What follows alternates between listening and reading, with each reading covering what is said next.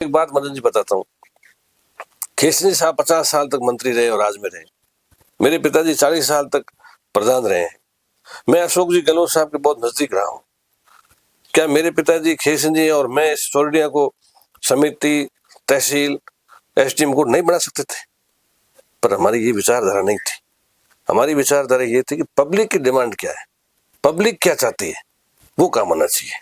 तो मेरा उनसे ये अनुरोध रहेगा कि श्रीमान जी, आप जो भी काम करें, आप तकदीर वाले हो, 4 चुनाव जीत गए, मैं संघर्ष करके बिल्कुल नेक टू नेक हमारी संघर्ष रहता है। इस बार जरूर मेरी 25,000 से हार हुई, पिछली बार 25,000 जीता भी हूँ, पर ऐसे कार्य करो ताकि पीढ़ियों तक लोग याद करें। जी बिल्कुल। मैं आपका कार्यकाल था, उस समय लोग बहुत बातें करते थे कि फोन नहीं उठाते हैं और डायरेक्ट मिलते नहीं है, उसमें क्या बात? देखो, ये विपक्ष इस बात में सक्सेस रहा कि अपने प्रतिपक्ष नेता को कैसे बदनाम किया जाए। आप सबको पता मदन जी, मेरा जो हेड ऑफिस था वो जोधपुर मेरे घर पे था और 24 घंटे वो मेरा हेड ऑफिस खुला रहता था। और जब से कोरोना खत्म हुआ तो मेरा हमेशा ये रहा कि मैं हर जगह क्षेत्र में जाऊं, कौन से विकास कार्य नहीं वो मैं कार्य कराऊं। आप देख लीजिए, सैकड़ों हजारों काम हो गए। बैठ के चर्चा करते हैं तो जैसे आपकी बात आती है तो वो उनके पास में एक ही शब्द रहता है जनता के पास में, उमेश सिंह ने कुछ नहीं कराया। आखिर उसका क्या कारण? उमेश सिंह जी, आपने शेरगढ़ में खूब विकास कराया, फिर भी शेरगढ़ की जनता ने आपको हरा दी। कि 1 साल के अंदर जब से वो बने तब ये विकास उनको पता पड़ गया कि विकास हो नहीं रहा है। तो अभी रेवेन्यू विलेज की बाढ़ आ रखी है अपने विधानसभा क्षेत्र के अंदर। उनके कार्यकर्ताओं ने एक ऑफिस खोल रखा है सेखाला में। नमस्कार, मैं आपका साथी मदन शर्मा। आज हमारे साथ में खास मेहमान है उमेश सिंह जी, जो कोई परिचय के मुमताज नहीं है, और उमेश सिंह जी से ये जानना चाहेंगे कि आखिर शेरगढ़ में खूब विकास हुआ, फिर भी हार का क्या कारण है। अभी इस वक्त हमारे साथ में है, उनसे खास बातचीत करेंगे। उमेश सिंह जी, आपने शेरगढ़ में खूब विकास कराया, फिर भी शेरगढ़ की जनता ने आपको हरा दी। नमस्कार मदन जी। जनता जनार्दन होती है, जनता का फैसला हमारे सिरदारी है। ये चर्चा जब मैं अभी चुनाव हारने के बाद में हमारे माननीय आदरणीय सम्मानीय गहलोत साहब के साथ जब भी बैठा तो मुझे गहलोत जी ने भी मुझे पूछा कि यार उमेश सिंह, अपन ने इस राजस्थान के लिए विकास में क्या कमी छोड़ी, क्या कसर रह गई जो अपन सरकार में नहीं आ सके। मैंने कहा साहब, आज 1 साल हो गया मैं जनता के बीच में जाता हूं। अपने सबसे बड़ा एक ही जो कमी रही, जो मैं सोचता हूं, प्रचार और प्रसार में अपनी पार्टी और अपने नेता कमजोर है। सामने वाली पार्टी 100 झूठ बोल करके भी उस बात को सच बना देती है। आप देखिए मदन जी, 1 साल हो गए सरकार को आए हुए, मुझे एक भी काम ऐसा पब्लिकली आप बता दो कि जो शेरगढ़ विधानसभा क्षेत्र के अंदर नया हुआ है।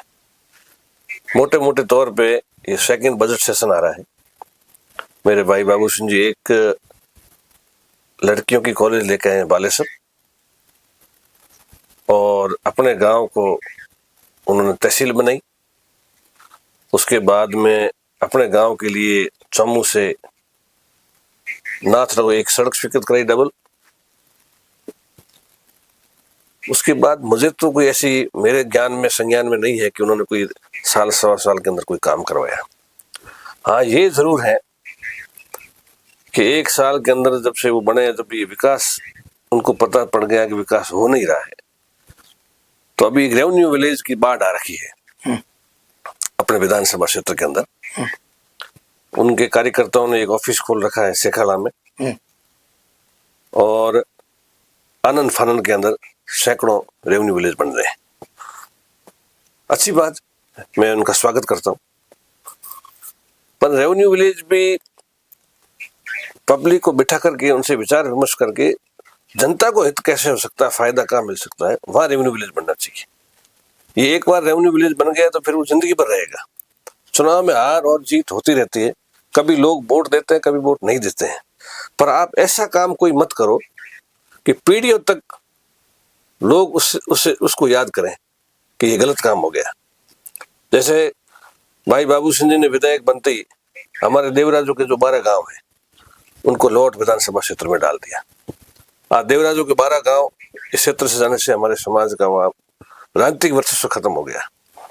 अब आ गए फलूदी में, तो इस 12 गांव की इस फलूदी जिले के अंदर कोई वैल्यू नहीं है। आज अगर बाबू सिंह जी चौथी दफे एमएलए बने तो उनका फर्ज और धर्म बनना चाहिए कि जो ये मेरे 12 गांव मेरी गलती से लौट विधानसभा क्षेत्र में गए, उसको वापस मैं इस क्षेत्र को पंचायत समिति बना करके वापस विधानसभा क्षेत्र शेरगढ़ में मिलाऊं, और उसके बाद में अगर नया विधानसभा बनता है तो एक शेरगढ़ बने, एक बालेश्वर बने। पर कोई भी नया काम विकास अगर कोई नेता करता है उसको जनता की राय जानना बहुत जरूरी है।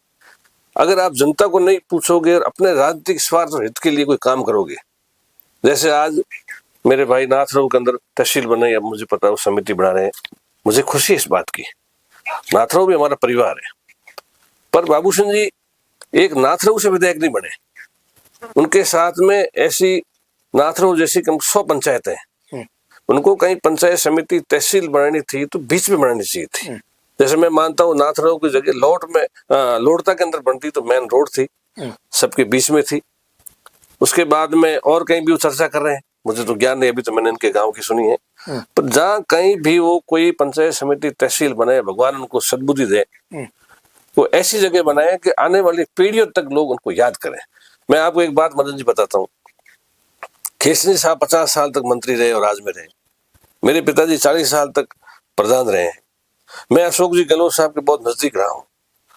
क्या मेरे पिताजी केसरी जी और मैं इस चौरडिया को समिति तहसील एसडीएम को नहीं बना सकते थे?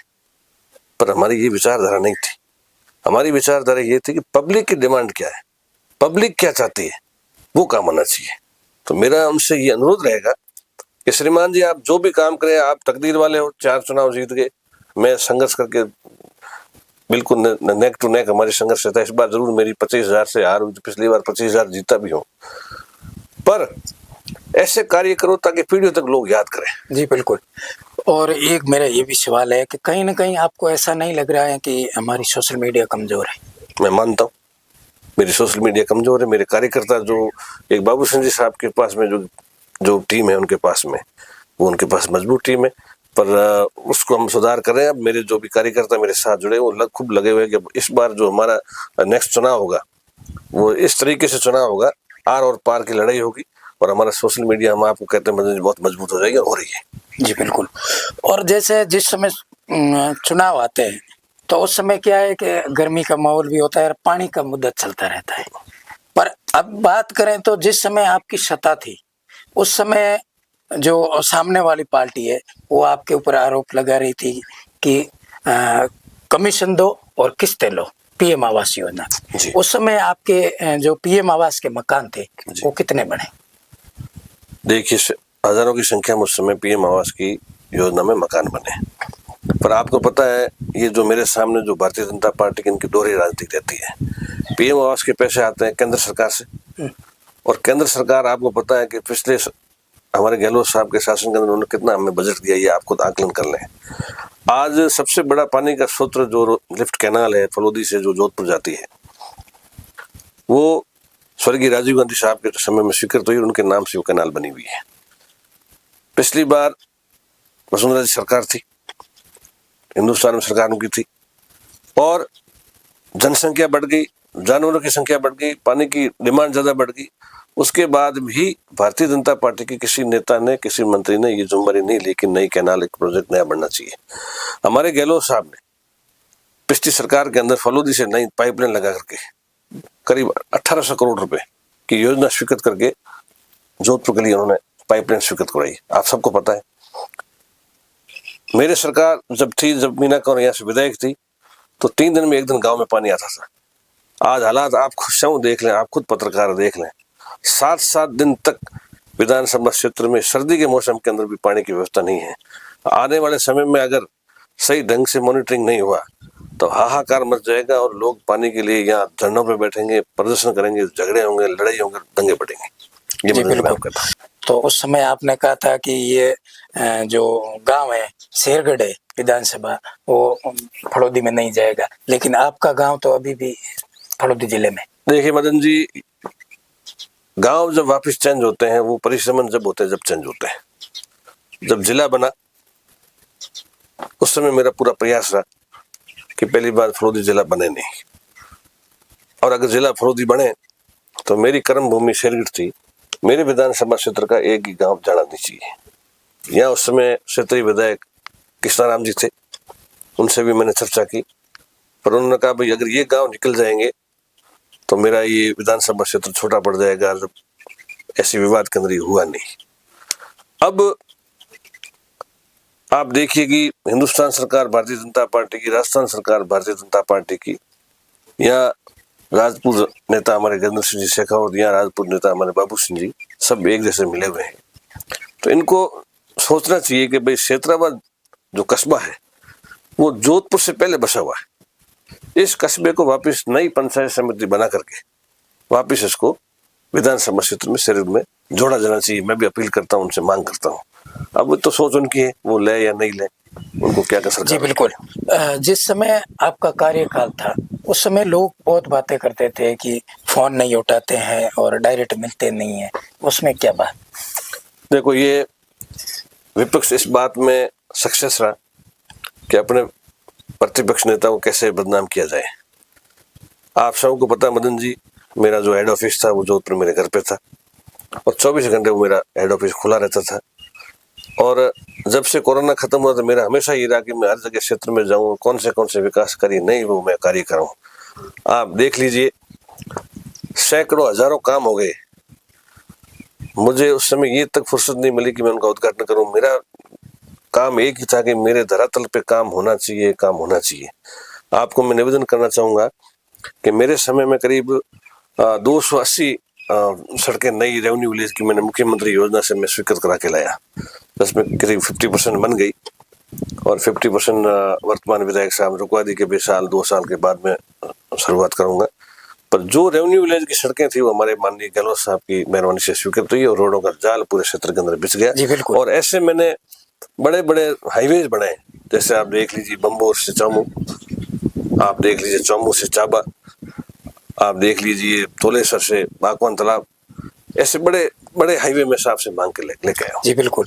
आपने ये जो काम बताया ये सारा किया, फिर भी हम कहीं बैठ के चर्चा करते हैं तो जैसे आपकी बात आती है तो वो उनके पास में एक ही शब्द रहता है जनता के पास में, उमेश सिंह ने कुछ नहीं करा है। आखिर उसका क्या कारण?